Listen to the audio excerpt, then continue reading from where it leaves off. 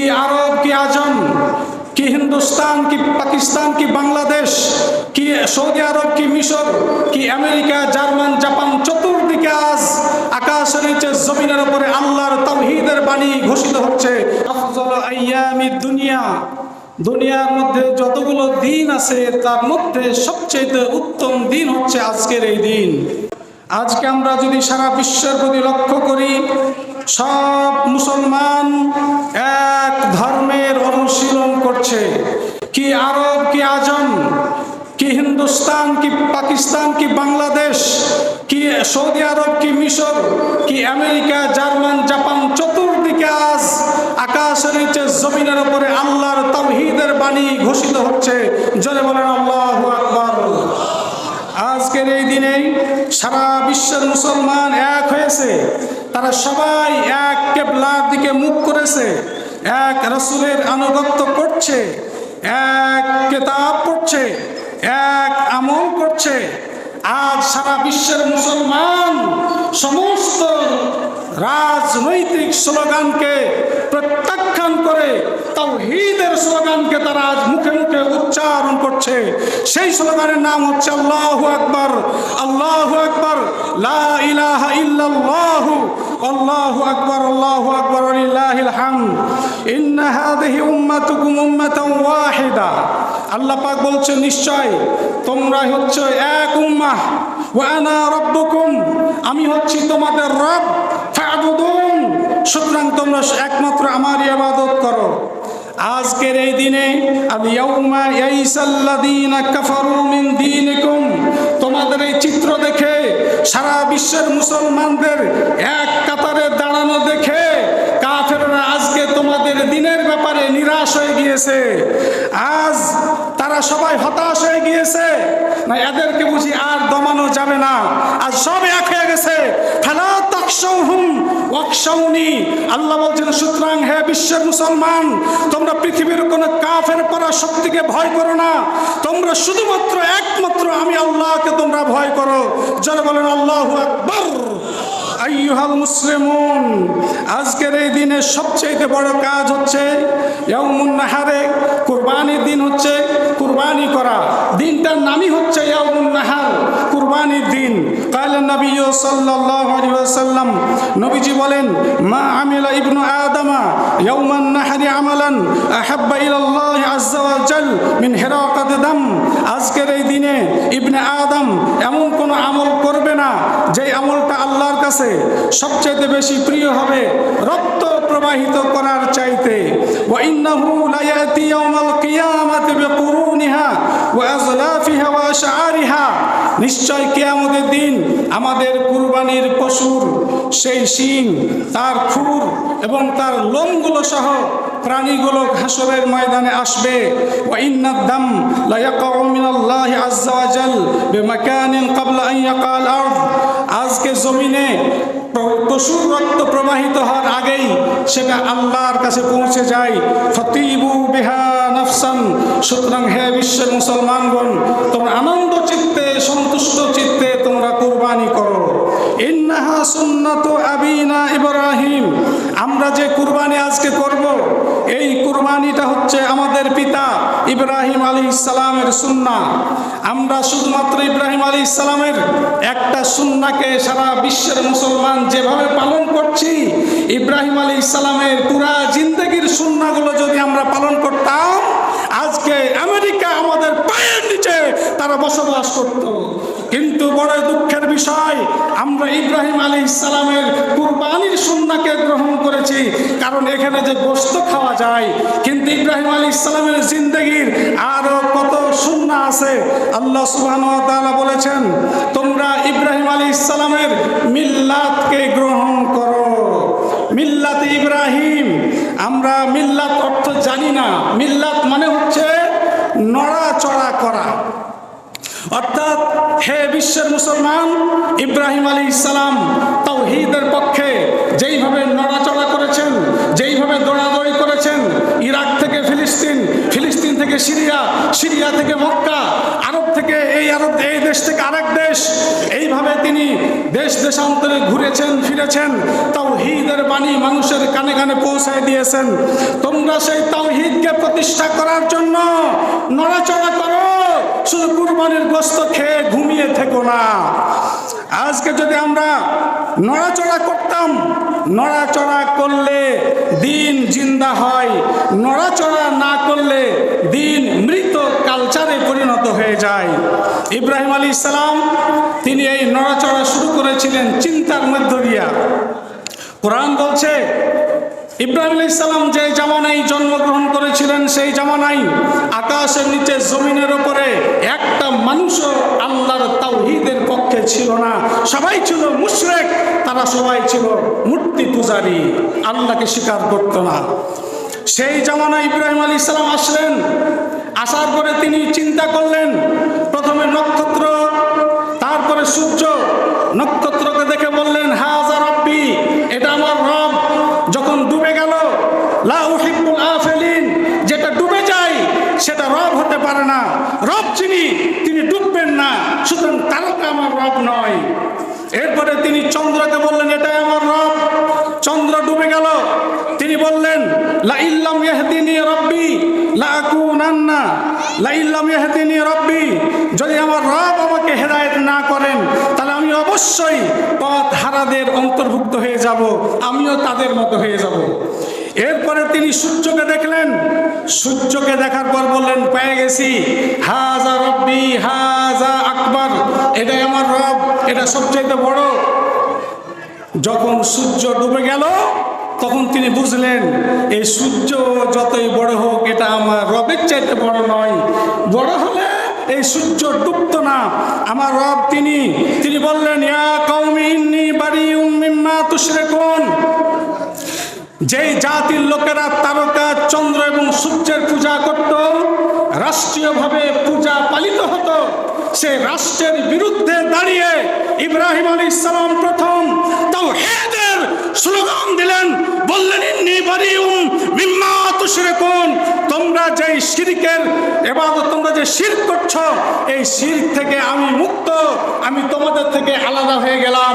ইন্নী ওয়াজ্জাহতু ওয়াজহিয়া লিল্লাযী, আমি আমার চেহারাকে ঘুরিয়ে দিলাম সেই মহান সত্তার দিকে, আল্লাযী ফাতারাস সামাওয়াতি ওয়াল আরদ, যিনি আকাশসমূহ এবং জমিনকে সৃষ্টি করেছেন।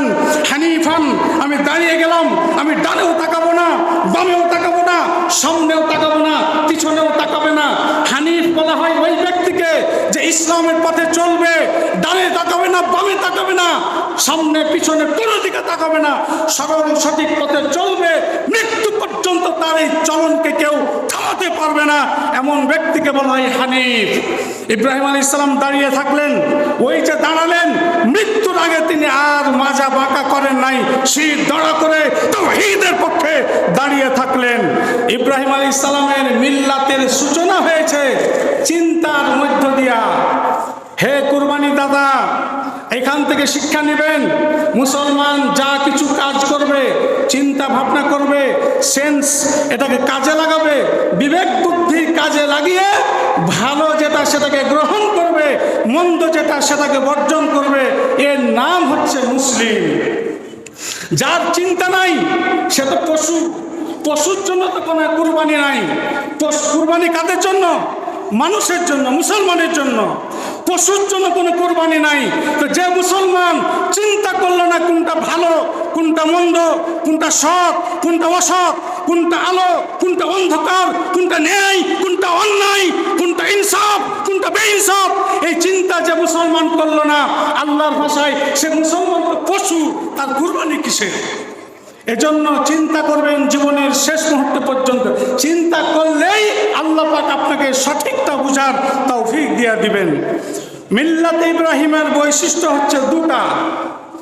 এক নম্বর, ইবাদতে একনিষ্ঠতা, সেটার ঘোষণা ইব্রাহিম আলাইহিস সালাম দিয়েছিলেন, ইন্না সালাতি ওয়া নুসুকি ওয়া মাহইয়ায়া ওয়া মামাতি লিল্লাহি রাব্বিল আলামিন, নিশ্চয় আমার নামাজ, আমার কুরবানি।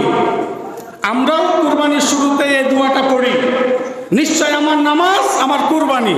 অথচ আপনি কুরবানির সময় পড়ছেন দোয়া, কিন্তু ফজরের নামাজ কিন্তু আপনি পড়েননি। অথচ আপনি আল্লাহকে বলছেন আমার নামাজ, কিন্তু কিন্তু আপনি পড়েন নাই, তার মানে আপনি জবেহ করার আগেই আপনি যে টাটকা মুনাফিক এটাই আপনি প্রমাণ করছেন। মুনাফিকের জন্য কোনো কুরবানি নাই। নামাজ পড়তে হবে, অনুসুকি কুরবানি, ওয়া মাহইয়ায়া ওয়া মামাতি, আপনি আপনার জীবন এবং মরণকে সঁপে দিবেন আল্লাহর জন্য, কোন তাগুতের কাছে নয়, কোন আল্লাহ দ্রোহীর কাছে নয়, যারা আল্লাহর আইন মানে না, যারা আল্লাহর আইনকে বলে মধ্যযুগীয় আইন, এই সমস্ত তাগুতি শক্তির কাছে আপনি নথি স্বীকার করবেন না। এর নাম হচ্ছে খাঁটি মুসলমান, এর নাম হচ্ছে ইখলাসশীল ইবাদত, ইবাদতে একনিষ্ঠতা। আজকে আমরা কুরবানির নজরানা পেশ করি, কিন্তু রাজনৈতিক দর্শনে আমি একজন মুশরিক। কারণ যেই সমস্ত নেতারা আল্লাহর জমিনে আল্লাহর আইন চাই না, ওই সমস্ত নেতাদেরকে সমর্থন করলে আপনি রাজনৈতিকভাবে মুশরিক হয়ে যাবেন। কোরআন এবং হাদিস এটাই প্রমাণ করছে। সুতরাং রাজনৈতিকভাবে যারা মুশরিক, তাদের কুরবানি, গোশত খাওয়ার কুরবানি, এটা আল্লাহর কাছে পৌঁছার জন্য যথেষ্ট নয়। 2 নম্বর মিল্লাত ইব্রাহিমের বৈশিষ্ট্য হচ্ছে তিনি ডাইরেক্ট ঘোষণা দিয়েছিলেন, শির দাঁড়া করে বুক চিতিয়ে পুরা জাতির বিরুদ্ধে বলেছিলেন, মা আনা মিনাল মুশরিকিন, আমি মুশরিকদের অন্তর্ভুক্ত নই। ইন্নী বারিউম মিম্মা তুশরিকুন, তোমরা যে শিরকের কাজ করছো আমি সেখান থেকে মুক্ত। চিন্তা করুন, পুরা জাতি একদিকে, ইব্রাহিম আলাইহিস সালাম একাই একদিকে উল্টা দিকে অবস্থান করলেন। পরিণতি কি হয়? তিনি শুধু ঘোষণা দিয়ে ছাড়েন নাই, এবার তিনি হাতে অস্ত্র নিলেন। আল্লাহর তাওহীদ শুধু ঘোষণা দিয়ে, মুখে শুধু তাওহীদ প্রতিষ্ঠা করব, এই মুখে থুথু উড়িয়ে তাওহীদ প্রতিষ্ঠিত হবে না। তাওহীদ প্রতিষ্ঠা করার জন্য কি করতে হবে? ইব্রাহিম আলাইহিস সালাম সেটাই করলেন। তিনি হাতে অস্ত্র নিলেন, মূর্তির ঘরে ঢুকলেন, সমস্ত মূর্তিকে খান খান করলেন। তিনি সমস্ত মূর্তিকে ভেঙ্গে টুকরা টুকরা করে বড় দেবতার গলায় অস্ত্রটা ঝুলিয়ে রাখলেন। কাফেররা আসলো, দেখলো দেবতাদের অবস্থা কঠিন হয়ে গেছে। তারা বলে, এই কাম কে করলো? লোকেরা সবাই বলল, সামি'না ফাতান ইয়াযকুরুহুম ইউকালু লাহু ইব্রাহিম, আমরা একজন যুবকের নাম শুনেছি, সে খুব মুখে পটার পটার করতো, আমাদের দেবতাদেরকে গালি দিত, ইউকালু লাহু ইব্রাহিম, তাকে সবাই ইব্রাহিম বলে ডাকে। ধরে নিয়ে আসা হলো, তাকে বলা হলো, ইব্রাহিম আনতা ফাআলতা হাযা বিআলিহাতিনা, তুমি কি আমাদের ইলাহাদের সাথে এই কাম করেছো? তিনি বললেন, বাল ফাআলাহু কাবীরুহুম হাযা, আমি তো করিনি, তোমাদের ছোট দেবতাগুলো সব ভেঙ্গে গেছে, বড় দেবতা তো আছে, তাকে জিজ্ঞাসা করো এই ছোট দেবতাদের এই সর্বনাশকে করলো। তখন তারা সবাই মাথা নিচু করলো। তারা বলল, হে ইব্রাহিম, তুমি তো জানো যে মা হাউলাই ইয়ানতিকুন, এরা তো কথা বলতে পারে না। ইব্রাহিম আলাইহিস সালাম বললেন, উফিন লাকুম ওয়া লিমা তা'বুদুন, ধিক তোমাদেরকে আর তোমরা যে ইবাদত করো তাদেরকে। যে জিনিস কথা বলতে পারে না তাকে সাজদা করো, কোন সেন্সে, কোন বিবেকে? তিনি এবার তাদের সামনে তাওহীদের ঘোষণা দিলেন। আল্লাহ পাক বলছেন, ওয়ারাদু বিহি কাইদান ফাজআলনাহুমুল আখসারিন, ইব্রাহিমের ব্যাপারে তারা ষড়যন্ত্র করলো, চক্রান্ত করলো, কিন্তু আল্লাহ পাক তাদের সকল ষড়যন্ত্রকে তিনি নস্যাৎ করে দিলেন, ষড়যন্ত্রকারীদেরকে তিনি ক্ষতিগ্রস্ত বানিয়ে দিলেন। যুগে যুগে আল্লাহর নিয়ম এটাই, তাওহীদের বাণীকে কেউ নিভাতে পারবে না। যারা নিভাতে আসবে তারাই নিভে যাবে। অতীতও নিভেছে, বর্তমানও নিভবে, কিয়ামত পর্যন্ত নিভবে, দাঁড়াতে পারবে না ইনশাআল্লাহ। ইব্রাহিম আলাইহিস সালামকে যখন যুক্তির মাধ্যমে পারল না, কোনো কিছু দিয়ে পারছে না, তখন তারা বলে, একে শেষ করে দাও, হাররিকুহু ওয়ানসুরু আলিহাতাকুম, আগুন জ্বালাও আর তোমাদের দেবতাদেরকে সাহায্য করো, না হলে দেবতাদের বদদুয়া যে লেগে যাবে। কাজেই দেবতার বদদুয়া থেকে বাঁচতে চাইলে আগে তাকে জ্বালিয়ে ছারখার করে দাও। অগ্নিকুণ্ড তৈরি করা হলো, ইব্রাহিম আলাইহিস সালামকে নিক্ষেপ করা হচ্ছে, আকাশ থমথমে, কি দেখছি আমরা? আগুনে একজন ইব্রাহিম আল্লাহর বান্দাকে নিক্ষেপ করা হবে। জিবরিল আমিন আল্লাহর কাছে হুকুম নিচ্ছেন, অর্ডার দিচ্ছেন, ওগো রব আপনি আমাকে অনুমতি দেন, আমি আপনার বন্ধুর কাছে গিয়ে আমি তাকে হেল্প করি। এই সে জিবরাইল আমিন, 600টা ডানা, 600টা ডানার মধ্যে একটা ডানার বাতাস যদি তিনি দেন, শুধু ইব্রাহিমের আগুন কেন, গোটা দুনিয়ার আগুন মুহূর্তের মধ্যে নিভে যাবে। ইব্রাহিম আলাইহিস সালামকে বাঁচানোর জন্য জিবরিল আমিন আসলেন, সাহায্য নিতে বললেন, আমি এসেছি আল্লাহর পক্ষ থেকে সাহায্য করতে, বলেন কি করতে হবে, আপনাকে উদ্ধার করব। ইব্রাহিম আলাইহিস সালাম খুব জেদি ছিলেন, সেন্টিমেন্টাল মানুষ ছিলেন, তিনি আল্লাহর সাথে বন্ধুত্ব স্থাপন করেছেন। জিবরিল আমিনকে সাফ করে দিলেন, আমি তো আমার আল্লাহর সাথে বন্ধুত্ব করেছি, তোমার সাথে তো করিনি। আমি যদি আমার বন্ধুকে রাজি করার জন্য, আমার বন্ধু যদি আমাকে বাঁচাতে চান, আমি আমার বন্ধুর কাছ থেকে ডাইরেক্ট সাহায্য নেব, ইনডাইরেক্ট সাহায্যের আমার কোনো প্রয়োজন নাই। আল্লাহ পাকের আরশে আজিম খুশি হলো, ইব্রাহিম আলাইহিস সালামকে আগুনে নিক্ষেপ করা হলো। আগুনকে আল্লাহ নোটিশ করে দিলেন, কুনি বারদাম ওয়া সালামান আলা ইব্রাহিম, আগুন ঠান্ডা হয়ে যা।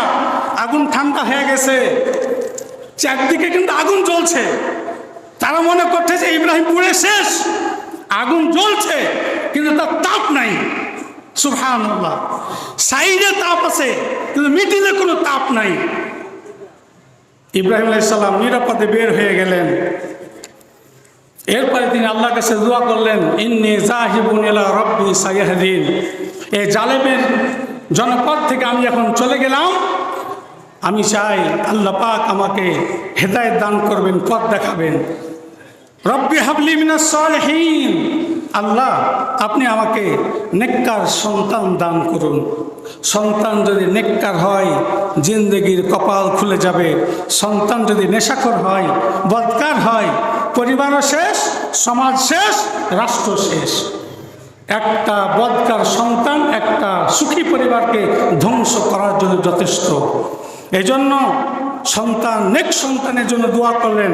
আল্লাহ পাক তাকে ফাবাশশারনাহু বিগুলামিন হালিম, সুন্দর ধৈর্যশীল সন্তানের সুসংবাদ দিলেন। এই সন্তান ইব্রাহিম আলাইহিস সালাম দোয়া করেছিলেন, তখন তার বয়স ছিল 18 বছর। 18 বছরে দোয়া করলেন, আর দোয়া কবুল হচ্ছে 86 বছর বয়সে গিয়ে। মধ্যখানে ডিস্টেন্স। 86 বছর বয়সে আল্লাহ পাক তাকে সন্তান দিলেন, নাম রাখলেন ইসমাইল। খুশি হয়ে গেলেন, আলহামদুলিল্লাহিল্লাযী ওয়াহাবা লি আলাল কিবারি ইসমাঈলা ওয়া ইসহাক ইন্না রাব্বী লাসামিউদ দুআ। প্রশংসা সেই আল্লাহর, যিনি আমাকে বৃদ্ধ বয়সে ইসমাইলকে দিয়েছেন এবং ইসহাক আলাইহিস সালামকে দিয়েছেন। নিশ্চয় আমার রব দোয়া শ্রবণকারী, তিনি দোয়া শুনে থাকেন। প্রশংসা করলেন। ছোট্ট বয়সে ইব্রাহিম আলাইহিস সালামকে আল্লাহ পাক পরীক্ষা করলেন, ইব্রাহিম তুমি এবার ছোট্ট শিশুকে তোমার স্ত্রী সহ, মা হাজেরা সহ 2329 কিলোমিটার দূরে সিরিয়া থেকে মক্কায় তুমি তাকে নির্বাসন দিয়ে আসো। ইব্রাহিম আলাইহিস সালাম তাই করলেন, তাকে নিয়ে মক্কায় চলে গেলেন। মক্কায় গিয়া সেখানে এক থলে খেজুর, এক মশক পানি, এটা দিয়ে আল্লাহ অর্ডার করেছেন, ইব্রাহিম তুমি এবার তাদেরকে এখানে রেখে চলে যাও। ইব্রাহিম আলাইহিস সালাম চলে যাচ্ছেন। সামনে যতই পা যায় হৃদয়ের টান, পিছন থেকে যেন ততই টান দেয়। আহা, বৃদ্ধ বয়সে আমি একটা শিশু সন্তান পেয়েছি, মনে ইচ্ছা ছিল তাকে আমি বুকের সাথে লাগিয়ে আদর করব, সে আমাকে আব্বা বলে ডাকবে, আমার কলিজা ঠান্ডা হয়ে যাবে। কিন্তু এই কোন জায়গায় রেখে যাচ্ছি? সেই মক্কা এখনকার মক্কা ছিল না, তখন ছিল চতুর্দিকে শুধু পাথর আর পাথর। পাহাড়ের মধ্যে একটা যেখানে জমজম কূপ বর্তমানে, সেই জায়গায় রেখে ইব্রাহিম আলাইহিস সালাম চলে যাচ্ছেন। পিছন থেকে স্ত্রী ডাকছেন, রেখে কোথায় যাচ্ছেন? বলছে যে আমি চলে যাচ্ছি হুকমে এলাহি, এলাহির হুকুমে। তখন মা হাজেরা বললেন, ইজান লা ইউযায়্যিউনাল্লাহ, আল্লাহর উপরে যদি আপনি আমাদেরকে ছেড়ে যান তাহলে আল্লাহ পাক আমাদের কোনো ক্ষতি করবেন না, আমাদেরকে ধ্বংস করবেন না। মা হাজেরা সবর অবলম্বন করলেন। ইব্রাহিম আলাইহিস সালাম বুকে পাথর চাপা দিয়ে চলে গেলেন। সানিয়া পাহাড়ের পাদদেশে দাঁড়িয়ে হযরত ইব্রাহিম আলাইহিস সালাম এবার তিনি দোয়া করলেন। সেই দোয়াটা আল্লাহ পাকের এত পছন্দ হয়েছে, আল্লাহ কোরআনে কোট করেছেন। ইব্রাহিম আলাইহিস সালাম কাবার দিকে মুখ করে দুই হাত তুলে তিনি এবার দোয়া করছেন, রব্বানা ইন্নী আসকানতু মিন যুররিয়াতি বিওয়াদিন গায়রি যি যারইন ইনদা বাইতিকাল মুহাররম। ইব্রাহিম আলাইহিস সালাম তাফসীরে আছে তিনি চোখ থেকে পানিগুলো গড়গড় করে পড়ছে। এগুলো পানি নয়, এগুলো হচ্ছে শিশু ইসমাইলের প্রতি ভালোবাসা। এই ভালোবাসাগুলো চোখ বেয়ে বেয়ে পড়ছে। ইব্রাহিম আলাইহিস সালাম দোয়া করছেন, হে আমার রব, জনশূন্য প্রান্তর, একটা স্বেচ্ছার দানাও এখানে নাই, শুধু পাথর আর পাথর। এরকম এক বিরান ভূমিতে আমি রেখে চলে গেলাম আমার শিশু ইসমাইল আর তার আম্মা হাজেরাকে। আল্লাহ ইন্নী আসকানতু মিন যুররিয়াতি বিওয়াদিন গায়রি যি যারইন ইনদা বাইতিল মুহাররম লিয়ুকিমুস সালাহ, যেন তারা সালাত আদায় করে। এইভাবে তিনি দোয়া করলেন, চোখ থেকে পানি ফেললেন। ইব্রাহিম আলাইহিস সালাম আল্লাহর হুকুম পালন করলেন। স্ত্রী এবং পুত্রের ভালোবাসাকে তিনি পরাস্ত করে দিলেন। এর কিছুদিন পরে তখন ইব্রাহিম আলাইহিস সালামের বয়স, ইসমাইল আলাইহিস সালামের বয়স তখন 8 থেকে 10 বছর, কোনো কোনো বর্ণনায় 13 বছর পাওয়া যায়। আল্লাহ হুকুম করলেন, ছুরি হাতে নাও। স্বপ্নে দেখাচ্ছেন যে পুত্রকে জবেহ করো। স্বপ্নে নবীগণ যেটা দেখেন সেটা ওহী।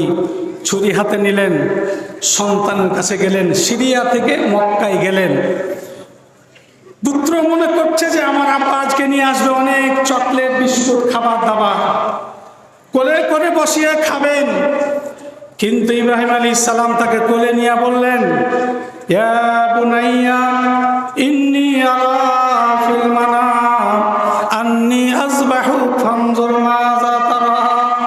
হে আমার কলিজার টুকরা, স্বপ্নে দেখেছি আমি তোমাকে জবেহ করছি, তোমার মতামত ব্যক্ত করো। ইসমাইল আলাইহিস সালাম কার বীর্য থেকে তৈরি? নবীর বীর্য থেকে তৈরি, নবীর রক্ত থেকে তৈরি।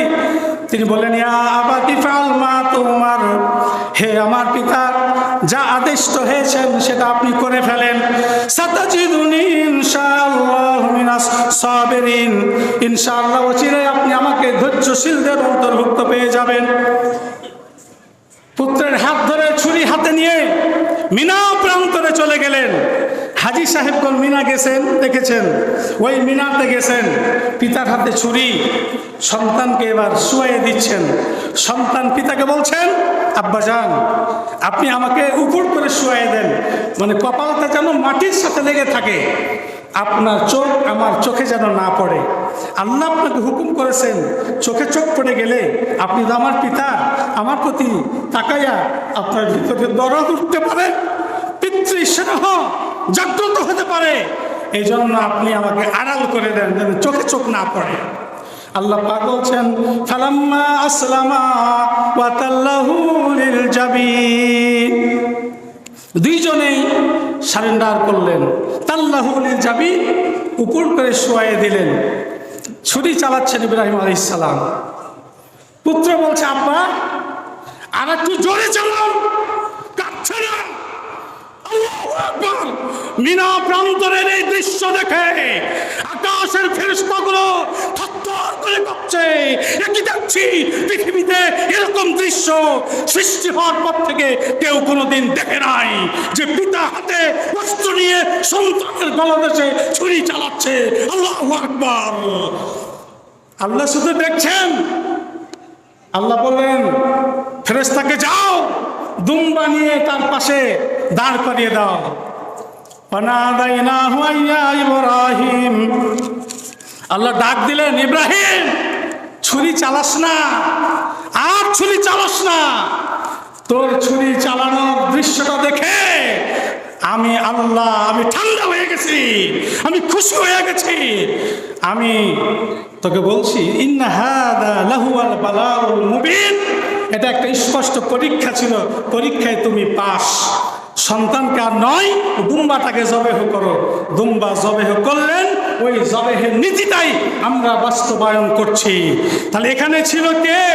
ছিল আমাদের পুত্র সন্তান, আল্লাহ ওটাকে টেনে ওখানে প্রাণীকে দিয়ে দিলেন। ওই পুত্র সন্তানদেরকে আল্লাহর দ্বীনের পথে কুরবানি করার মানসিকতা নিয়ে যদি আপনি আজ পশু কুরবানি করেন, এই কুরবানি কবুল হবে, নচেত হবে না। আপনি নামাজ পড়লেন না, আপনি আপনার সন্তানদেরকে বেলাইনে চালালেন, বেনামাজি বানালেন, চরিত্রহীন বানালেন, আর আপনি কুরবানি করবেন, বলবেন আল্লাহ আমার পক্ষ থেকে আপনি এই কুরবানি কবুল করুন। নেভার, এটা কখনো কবুল হবে না। আল্লাহ পাক বলছেন লা ইয়ানালাল্লাহু লুহুমুহা ওয়ালা দিমাউহা ওয়ালাকিন ইয়ানালুহুত তাকওয়া মিনকুম। কুরবানির রক্ত এবং এর গোশত আল্লাহর কাছে যায় না, আল্লাহর কাছে যায় তোমাদের ভিতরে তাকওয়া। সেই তাকওয়ার নাম এক বাক্যে আমরা বলবো, আজকের এই বছর কুরবানি হবে মিল্লাতে ইব্রাহিমকে গ্রহণ করে আমরা সবাই আল্লাহর রাহে কুরবানি করব। মিল্লাতে ইব্রাহিমের বাইরে থেকে কুরবানি হবে না, মিল্লাতের মধ্যে ঢুকতে হবে। সেই ঢুকার জন্য ইব্রাহিম আলাইহিস সালাম একটা ঘোষণাপত্র দিয়েছেন। সূরা মুমতাহিনার 4 নম্বর আয়াতে ওই ঘোষণাপত্র আছে। তিনি বলেছিলেন কাফারনা বিকুম, আমি তোমাদেরকে অস্বীকার করলাম, আমি তোমাদের কাউকে মানি না। কাউকে বলতে কাদেরকে? ইব্রাহিম আলাইহিস সালাম বলেছিলেন হে তাগুতের দল, হতে পারো তুমি আজকে তাগুত, অথবা আগামীর হতে পারো কোনো শাসক বা নেতা, হতে পারো সিজার বা কিসরা, হতে পারো তুমি ফেরাউন বা নমরুদ, হতে পারো তুমি ট্রাম্প বা নেতানিয়াহু, হতে পারো তুমি ভারতের হিন্দুস্তানের নরেন্দ্র মোদী কিংবা কলকাতার শুভেন্দু অধিকারী। তুমি যত বড় তাগুত হও, তুমি জেনে রাখো ইন্না বুরাউ মিনকুম, নিশ্চয় আমি তোমাদের থেকে মুক্ত। কাফারনা বিকুম, তোমাদের তাগুতকে আমি অস্বীকার করি, তোমাদের রচিত বিধানকে আমি অস্বীকার করি। আমি শুধুমাত্র আল্লাহর বিধানের কাছে সারেন্ডার করলাম, আল্লাহর আইনকে গ্রহণ করে নিলাম। দুঃখের বিষয়, বাংলাদেশে আজ যত মানুষ কুরবানি করে, এতগুলো মানুষ যদি আল্লাহর আইনের পক্ষে দাঁড়িয়ে যেত, এই দেশটাকে কোরআনের দেশ বানাতে একটা দিনও সময় লাগতো না। বন্ধুগণ, শেষ করি। আজকে বাংলাদেশের উপরে, শিশুদের উপরে কারবালা চলছে, কারবালার নৃশংসতা চলছে। গত কয়েকদিন আগে রামিসা নামে এক 7-8 বছরের শিশুকে কি নৃশংসভাবে হত্যা করা হয়েছে। ধর্ষণ করে তার গলা কেটে মাথাকে রাখা হয়েছে, টয়লেটে দেহকে রাখা হয়েছে, খাটের নিচে। কি নৃশংসতা, কি বিভৎসতা! আমরা শিশু নির্যাতন দেখছি।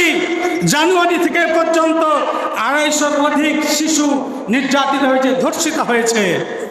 বিচার নাই, শিশুদের উপরে নির্যাতন বেড়েই চলছে, কিয়ামত পর্যন্ত বেড়েই চলবে।